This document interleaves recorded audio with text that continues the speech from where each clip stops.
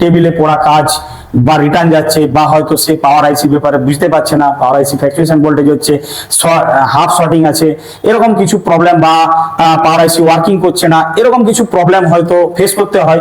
অবশ্যই ভিডিওটা যদি তোমরা দেখে থাকো তাহলে অবশ্যই আমি মনে করি যে তোমাদের টেবিলে পড়ে থাকা বা রিটার্ন যাওয়ার সেট আর রিটার্ন যাবে না। নমস্কার বন্ধু, আমি সন্দীপ, আপনারা দেখছেন আমার চ্যানেল জিএসএম টেকনিক্যাল সন্দীপ। আর অন্য দিনের মতো আরেকটা আমি টপিক নিয়ে এসেছি, যেটা আমি আগে ক্লাস করেছিলাম, বলেওছিলাম যে পাওয়ার আইসি হাউসকিপিং বা নেক্সট পাওয়ার আইসি সেকশনের ব্যাপারে দেখানোর জন্য, পাওয়ার আইসি সেকশনের উপর দেখার জন্য, যেখানে আমি এইখানে একটা পাওয়ার আইসি সেকশনের ব্যাপারে দেখাচ্ছি। দেখুন, এখানে হচ্ছে হাউসকিপিং কথাটার অর্থ হচ্ছে, এখানে বোঝাতে চাইছি যে কন্ট্রোলিং, সে আইসি কিভাবে কন্ট্রোলিং করে সেটা মেনলি জিনিস হচ্ছে হাউসকিপিং এর, এটাই অর্থ। ঠিক আছে, মেন কন্ট্রোলিং লাইনটা আমি এখানে ড্র করেছি, যেটা হয়তো আপনারা দেখলে আপনারা অবশ্যই মোবাইল রিপেয়ারিং শিখতে পারবেন, পাওয়ার সেকশনের ফল্ট ফাইন্ডিং অবশ্যই বার করতে পারবেন। দেখুন, ভিডিওটা শুরু করছি। এখানে দেখুন, আমি একটা এক্সাম্পল সমেত কলকমের একটা আইসি লিখছি, PM439। ঠিক আছে, PM439, আর সেই ওআইজি একটা সিপিইউ আছে SDM439, ওটারই আমি একটা সিপিইউ নিয়েছি। তাহলে পাওয়ার আইসি এটা হচ্ছে মেন পাওয়ার আইসি, PM হচ্ছে মেন পাওয়ার আইসি, বোঝা গেছে। তাহলে কিভাবে পাওয়ার কাজ করে, প্রথমত ধরো আমাদের ভোল্টেজ তো আসে ভিপিএস থেকে, তো আসে, এটা আমি এখানে ড্র করি না, আমি বলে দিলাম ভিপিএস থেকে তো ভোল্টেজ পাওয়ার আইসি কে আসছে, যেটা ডিসি টু ডিসি লাইন থেকে আইসি থেকে ভিপিএস ভোল্টেজ আসে। এরপর কি হয়, আসার পরে আমাদের কিছু লাইন অ্যাক্টিভেট হয়েছে। সে লাইন হচ্ছে কি, প্রথমত আমাদের যে পাওয়ার অন যে সুইচ আছে সেইখানে প্রথম ভোল্টেজ যাচ্ছে 1.8 বা 1.5, কলকমের ক্ষেত্রে হয়েই থাকে এরকম। তাই এরকম একটা ভোল্টেজ যায়, ভোল্টেজ যাওয়ার পর পাওয়ার আইসি তো বক লাইন, বক সেকশন আলাদা একটা আমার সেকশন আছে এখানে। অ্যাকচুয়ালি কি হাউসকিপিং সেকশন, হাউসকিপিং সেকশনে কি হয়, হাউসকিপিং সেকশনে এক্সট্রল 19 মেগাহার্জের একটা আমাদের এখানে ক্রিস্টাল লাগানো থাকে, 19.2 মেগাহার্জের একটা ক্রিস্টাল, যেটা আমরা এক্সট্রল বলা থাকি। একটা এক্সট্রল ইন এবং এক্সট্রল আউটের মেন দুটো লাইন থাকে। এক্সট্রল ইন কথাটা হচ্ছে যে পাওয়ার আইসি থেকে 19 মেগাহার্জের একটা এক্সট্রা লাইন ইন হয়, ক্রিস্টাল থেকে আউট হয় এক্সট্রল 19.2 মেগাহার্জের একটা ফ্রিকোয়েন্সি, যেটা আমরা ডিওসি মেশিন দিয়ে সঠিক করে মেজারমেন্ট করতে পারি।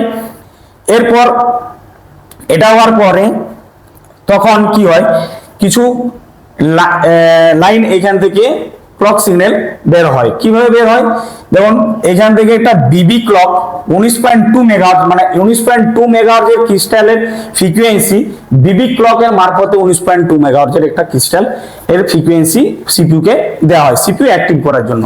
এরপরে কি হচ্ছে, তারপর একটা স্লিপ ক্লক, স্লিপ ক্লক এখানে একটু স্লিপ ক্লকের ক্ষেত্রে দেখুন এখানে 19.2 মেগাহার্জের একটা ক্রিস্টালের ফ্রিকোয়েন্সি তৈরি করে, এবং পাওয়ার আইসি এটাকে ডিভাইডেড করে স্লিপ ক্লক 32.768 কিলোহার্জের, মানে ওর থেকে কম একটা ফ্রিকোয়েন্সি তৈরি করে সিপিইউ কে দেয়। এবারে আরেকটা কি হয়, সিপিইউ এটা হওয়ার পরে সিপিইউ একটা ইনেবল বিবি ক্লক 1 ইনেবল MSM, মানে হচ্ছে সিপিইউ MSM, সিপিইউ এর একটা সিগন্যাল ইনেবল হয় এইখানে এসে। ঠিক আছে, তারপর ইনেবল হয়। এরপরে দেখুন এটা হয়ে যাওয়ার পর তারপর ক্লক কি করে, ক্লক আরেকটা জেনারেট করে WDR এ XO লাইনে অ্যাক্টিভ করে ক্লক সিগন্যাল, আর ওয়াইফাই WCN100 ক্লক, WCN100 ক্লকও, যেটা আমরা ওয়াইফাই ব্লুটুথ আইসি বলি, ওয়াইফাই আইসিতে কিন্তু একটা ক্লক জেনারেটর। তাহলে ক্লক জেনারেটেড পাওয়ার আইসি কাকে কাকে ডিভাইডেড করে ক্লকটা, প্রথম বিবি ক্লক 19.2 মেগাহার্জ সিপিইউ কে অ্যাক্টিভ করার জন্য, এবং কি স্লিপ ক্লক 32.768 কিলোহার্জ, আর WTR এর জন্য একটা ক্লক, আর ওয়াইফাই আইসি কে একটা ক্লক সিগন্যাল দেয় পাওয়ার আইসি। বোঝা গেল? এরপরে এটা হওয়ার পর কি হয়, এটা হওয়ার পরে এসপিএমআই ডাটা, এসপিএমআই ক্লক, একটু আগে এসপিএমআই ডাটা, এসপিএমআই ক্লক একটা প্রোটোকল লাইন। এই SPMI clock and data CPU communication করার জন্য, সিপিইউ এবং পাওয়ারের কমিউনিকেশন করার জন্য এই ডাটা ভোল্টেজ প্রদান করে, যা ডেটা লাইন দুদিক থেকে, ডেটা লাইন কথার অর্থ আগেই জানো, ডেটা লাইন মানে হচ্ছে দুদিক থেকে ডেটা ট্রান্সফার এবং রিসিভিং হয়।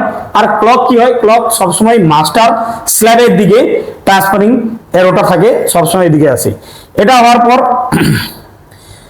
বাকি এইখানে যেগুলো আমাদের কিছু ভোল্টেজ, এই আইসি কে রেফারেন্স করার জন্য কিছু লাইন থাকে, যেটা হচ্ছে ভিডিডি বাইপাস, ভিকম, ভিএলএজ এক্সো, VDD bypass, VDD bypass, AVDD bypass, RFAP bypass, VREG, RF clock. এটা হচ্ছে একটা করে ক্যাপাসিটার যোগ করে নিচে গ্রাউন্ডের সঙ্গে কানেক্ট করা হয়। কেন বলা হয়? কারণ এটাকে রেফারেন্স করার জন্য। কিন্তু বন্ধুরা জানো, যদি কোনোদিন তোমাদের মোবাইলে হয়তো এমন কোনো একটা শর্ট আছে, যেটা হচ্ছে হালকা শর্ট আছে, যেটা ডিসিতে কানেক্ট করার মাত্র কি জাস্ট 11, 12, 10 এরকমের কোনো একটা শর্ট, বা আপ টু 18, 20 পর্যন্ত শর্টটা অটোমেটিক চলে যায়, সেরকম সময়ে দেখা যায় যে আমাদের শর্ট কোথাও খুঁজে পায়। এটা হচ্ছে সেকেন্ডারি লাইনে এসে পর যদি এই ক্যাপাসিটার শর্ট হয়ে যায়, তাহলে কিন্তু এই প্রবলেমটা দেখা দেয়। তখন কি করতে হবে, এই ক্যাপাসিটার গুলো সে পর আমরা একটার পর একটা গ্রাউন্ড দিয়ে লেগে কন্টিনিউটি মোডে এসে চেক করতে হবে যে আমার এই ক্যাপাসিটার শর্ট আছে কিনা। তা বোঝা গেল এই টাইপের কোনো শর্ট হলে কিন্তু এই ক্যাপাসিটার অবশ্যই দেখতে হবে, সেট অন হবে না। তা এটা হওয়ার পরে কি হয়, সমস্ত কিছু ভোল্টেজ হওয়ার পরে সিস্টেম ওকে একটা পাওয়ার আইসি থেকে সিস্টেম ওকে লাইন, যেটা আমাদের চার্জিং আইসি এবং সিপিইউ আইসি কে দেওয়া হয়, যে এখানে যে সিস্টেম আছে সেটা ওকে, সেটা পাওয়ার কিন্তু জানিয়ে দেয়। এরপর কি হয়, ওই অবস্থায় আরেকটা power and reset, power and reset, power IC CPU IC K 1.8 voltage দেয়। পাওয়ার রিসেট যখন সিপিইউ পায়, তখন সিপিইউ দুরন্ত একটা 1.8 ভোল্টেজ পিএস হোল্ড নামে সিপিইউ পাওয়ার আইসি কে দেয়। মানে বুঝতে পারছেন, পিএস হোল্ড আর পাওয়ার অ্যান্ড রিসেটের কাজ কি হয়, পাওয়ার আইসি সিপিইউ আইসি কে দেয় যে আমার সমস্ত সিস্টেম ওকে আছে, সমস্ত ভোল্টেজ দিয়েছি। সিপিইউ আইসি তার চাহিদা মতো সমস্ত ভোল্টেজ পাওয়ার পর, সমস্ত লাইন ওকে থাকার পরে সিপিইউ আইসি পাওয়ার হোল্ডের মারফতে, সিপিইউ আইসি পাওয়ার হোল্ডের মারফতে পাওয়ার আইসি কে জানায় যে আমি সমস্ত ভোল্টেজ পেয়েছি, তুমি যত ভোল্টেজ দিয়েছো এখন সমস্ত ভোল্টেজ বক্স থেকে শুরু করে আগে যে এলডিও যা ভোল্টেজ পাওয়ার আইসি বেরিয়ে থাকে, সমস্ত ভোল্টেজ একটু ফ্ল্যাকচুয়েশনের মধ্যে থাকে। কিন্তু পাওয়ার পিএস হোল্ড যখন সিপিইউ পাওয়ার আইসি কে দেয়, তখন সমস্ত ভোল্টেজ হোল্ড করতে বলে, মানে স্টেবল করতে বলে। তখন আমাদের পাওয়ার আইসি বা সিপিইউ আইসি থেকে পাওয়ার আইসির কমিউনিকেশন লাইন থেকে শুরু করে এবং পাওয়ার আইসি, চার্জিং আইসি সমস্ত সেকশন ওকে বলে মানা যায়। তাহলে বোঝা গেল যে মেনলি একটা পাওয়ার আইসির হাউস কিপিং একটা মেনলি পার্ট। হাউস কিপিং কি হয়, হাউস কিপিং এর কাজ হচ্ছে পাওয়ার আইসি সিপিইউ আইসি কে কন্ট্রোলিং করার জন্য, সিপিইউ আইসি পাওয়ার আইসি কে যে কন্ট্রোলিং করার জন্য কিছু লাইন থেকে, সেই লাইনগুলোকে হাউস কিপিং ডায়াগ্রামের মারফতে সেটা দেখা হয়। যদি হাউস কিপিং ওকে থাকে, অবশ্যই পাওয়ার আইসি রান করে যাবে, আর সেট পাওয়ার আইসি ওকে থাকবে। বাকি কাজ কিন্তু আমাদের সিপিইউর সঙ্গে যে ইএমএমসি বা ইউএফএস থাকে, সেই ইএমএমসি ইউএফএস এর লাইনের ব্যাপার থাকে। তাহলে বোঝা গেল যে আমাদের একটা মোবাইলের ক্ষেত্রে পাওয়ার আইসি অপারেটিং করতে গেলে হাউস কিপিং এর কি ভূমিকা থাকে।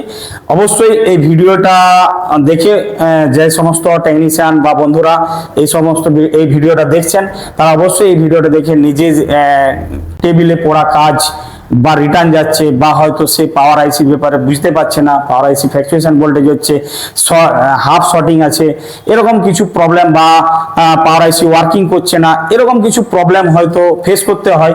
অবশ্যই ভিডিওটা যদি তোমরা দেখে থাকো, তাহলে অবশ্যই আমি মনে করি যে তোমাদের টেবিলে পড়ে থাকা বা রিটার্ন যাওয়ার সেট আর রিটার্ন যাবে না।